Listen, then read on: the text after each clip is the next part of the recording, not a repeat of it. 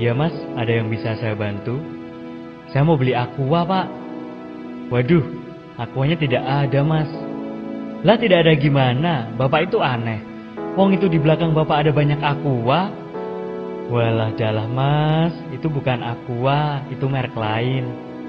Lah sama aja lah pak, saya beli ya aquanya satu. Nah, pernah dengar percakapan mirip seperti di atas? Atau malah pernah mengalami sendiri? Brand Aqua sebagai AMDK atau air minum dalam kemasan udah jadi top of mind-nya masyarakat. Kok bisa ya jualan air putih dikasih botol doang, bisa kaya raya? Nah, kita simak yuk jatuh bangunnya pendiri Aqua. Tirto Utomo dilahirkan pada tahun 1930. Dulunya Tirto kuliah di Fakultas Hukum Universitas Indonesia. Di Jakarta, sambil kuliah ia bekerja sebagai pimpinan redaksi harian Sinpo dan majalah Pancawarna. Pada 1957, Tirto menikah dengan seorang wanita bernama Lisa. Musibah datang nih pada tahun 1959. Tirto dipecat sebagai pemimpin redaksi Sinpo. Akibatnya sumber keuangan keluarga menjadi tidak jelas. Namun, akibat peristiwa itulah Tirto Utomo memiliki kemauan yang bulat untuk menyelesaikan kuliahnya di Fakultas Hukum UI. Pada tahun 1960, Tirto Utomo berhak menyandang gelar sarjana hukum. Setelah ia lulus, Tirto Utomo melamar ke Permina atau perusahaan minyak nasional yang merupakan cikal bakal Pertamina. Berkat ketekunannya, Tirto Utomo akhirnya menanjak karirnya, sehingga diberi kepercayaan sebagai ujung tombak pemasaran minyak. Kedudukan Tirto Utomo sebagai Deputy Head Legal dan Foreign Marketing membuat sebagian besar hidupnya berada di luar negeri. Pada tahun 1971, Tirto Utomo melakukan negosiasi kontrak kerjasama dengan perusahaan asing dari Amerika Serikat. Namun negosiasi itu hancur berantakan karena istri delegasi dari Amerika Serikat mendadak terkena diare karena mengkonsumsi air yang tidak bersih yang disediakan. Tirto kemudian mengetahui bahwa orang bule nggak biasa mengkonsumsi air sumur yang direbus. Tirto berpikir keras, gimana ya agar bisa menyediakan air mineral yang steril dan dapat dikonsumsi oleh semua orang. Setelahnya, ia kemudian mengirim adiknya yang bernama Slamet Utomo magang ke Thailand di perusahaan Polaris untuk mempelajari seluk-beluk bagaimana air mineral dapat dikemas. Setelah adiknya kembali ke Indonesia, dengan modal sebesar 150 juta rupiah, mereka mendirikan pabrik di Bekasi pada 1973 dengan nama PT Golden Mississippi, dengan merek produk awalnya bernama Puritas. Karena saran dari temannya, nama Puritas diganti menjadi Aqua karena lebih gampang diucapkan dan berarti air.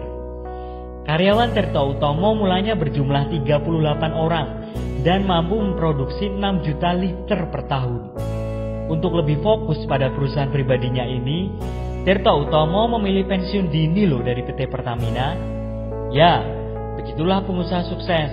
Orientasinya adalah memecahkan masalah orang lain. Padahal nih ya, kalau dia nggak pensiun, hidupnya udah terjamin loh.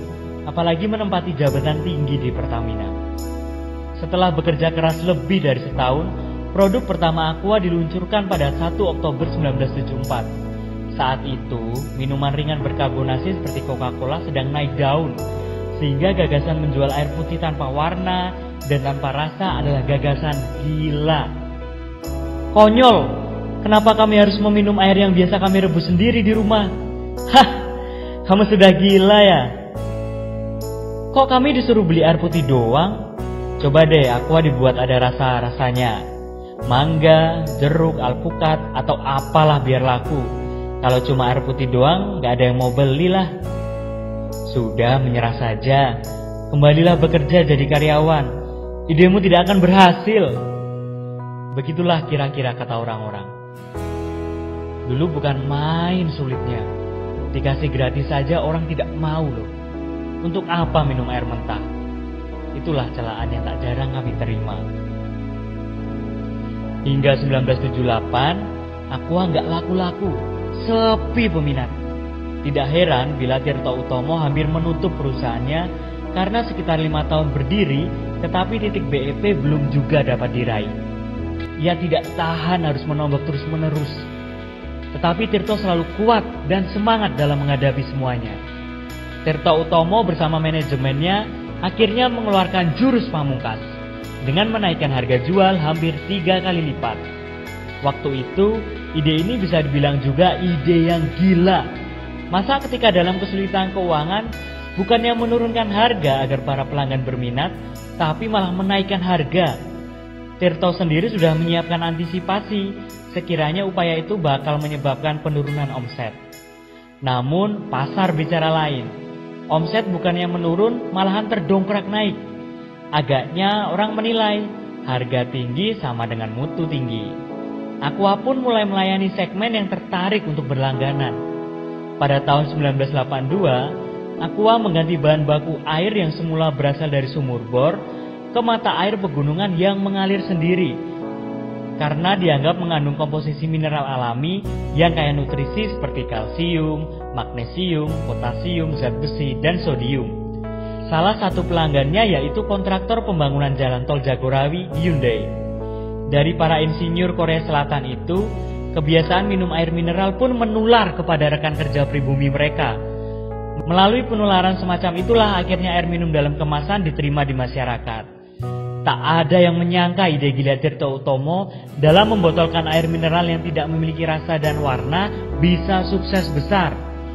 Saat ini, Aqua memiliki 14 pabrik yang tersebar di Indonesia. Aqua pun menjadi brand favorit air minum dalam kemasan di Indonesia, dan pemiliknya pun menjadi kaya raya. Nah, gimana? Dulu Pak Tirto aja 5 tahun loh masih merugi. Kita kok baru rugi beberapa bulan aja udah kejang-kejang pengen nyerah. Semangat dong bro.